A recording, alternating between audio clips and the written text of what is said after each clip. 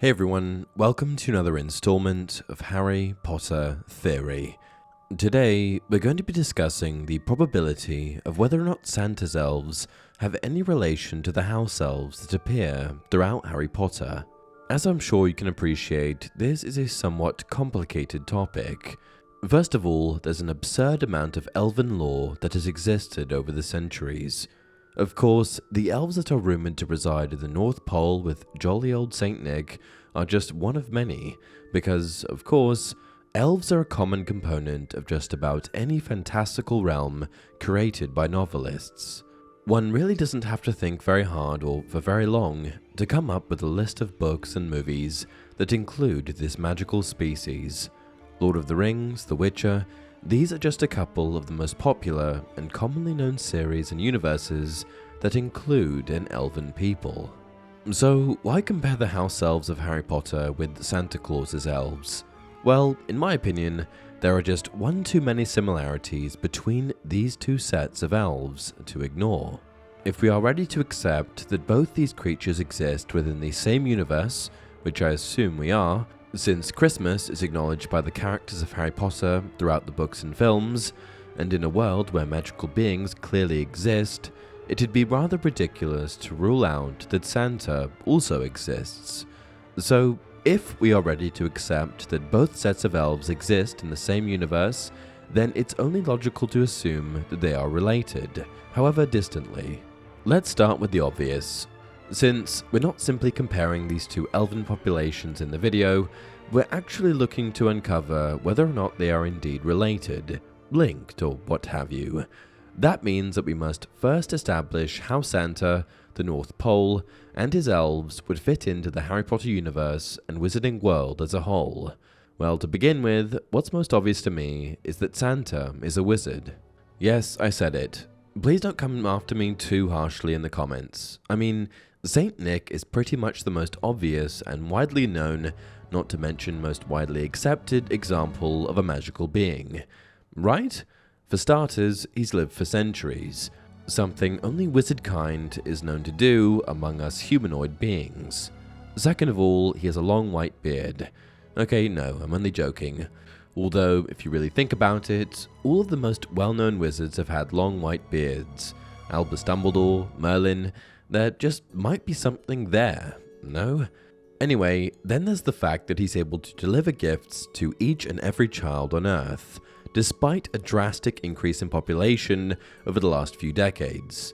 We currently have 8 billion people on Earth, with an estimated 2 billion of those being children between the ages of 0 and 14.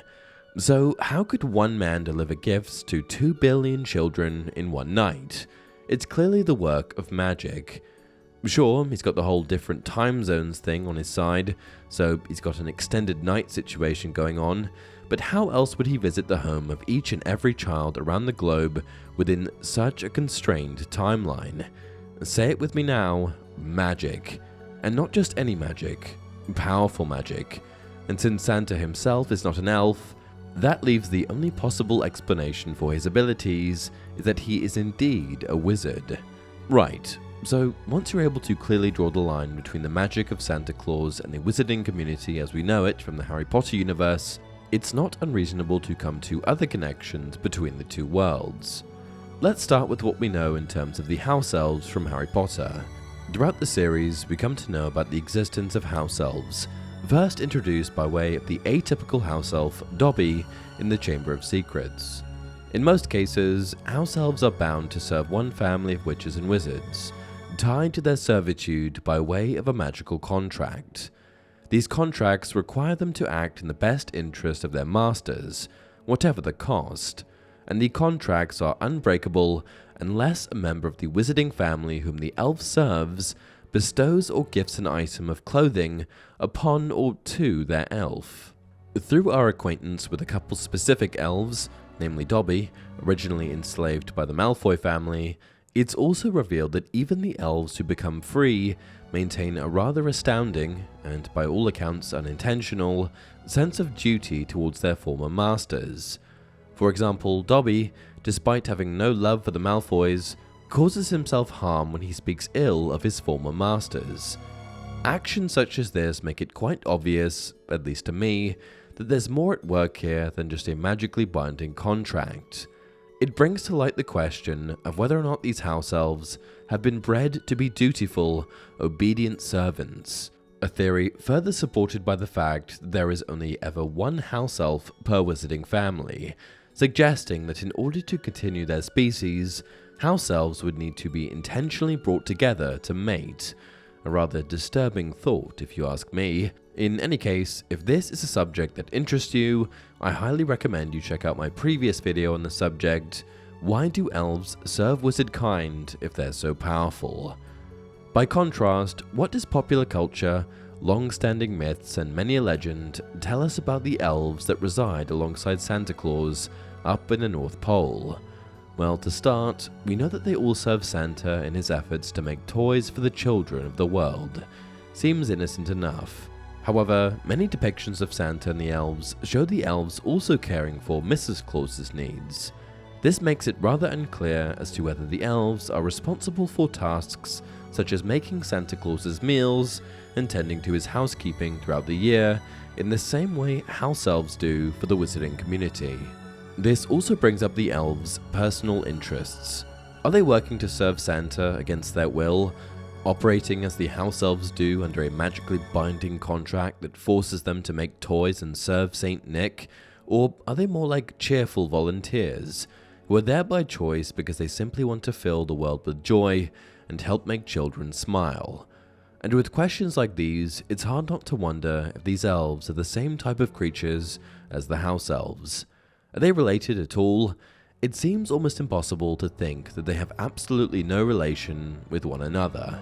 And so, it is my belief that these two sets of elves are indeed related in some, if not distant, way. In my opinion, I think it's rather likely that they started off as one tribe of elves, possibly located in the Scandinavian region of the world, because isn't that where popular lore tells us Santa's elves originated? So perhaps there, in what is now known as Finland or northern Sweden, there was a group of elven people whose histories diverged when they met Wizardkind. Imagine that the more cynical, docile, and rather cowardly few of this group decided to align themselves with the protection of witches and wizards. They moved into their magical homes and inadvertently began to serve them, then agreed to sign contracts to secure their positions within the wizarding community, only to have their dutiful demeanors taken advantage of and their rights slowly stripped away. Another group may have stayed in the wild, eventually visited by one Saint Nicholas, a wizard unlike the more sinister magical families who had visited them before. This wizard spoke of hope, joy, and making the children of the world happy, despite having very little to offer them. And so, a second set of elves were swayed to join a very different wizarding home, one in which a man and his wife, we assume Mrs. Claus is a witch, yes, had set up in the far north, away from the judgment of the rest of the wizarding world, to build toys throughout the year and deliver them to children one night annually. As populations grew, Santa and his elves would have had to continue to migrate further north to remain undetected by other communities, until eventually they reach the North Pole. Here, they have stayed for centuries, working together, harmoniously or otherwise, to bring joy to the world each and every Christmas. And with that, we come to the end of another video. What did you think? Please share your thoughts in the comments below. And as always, if you enjoyed this video, don't forget to like it and subscribe to the channel. Until next time, remember, Dobby is a free elf.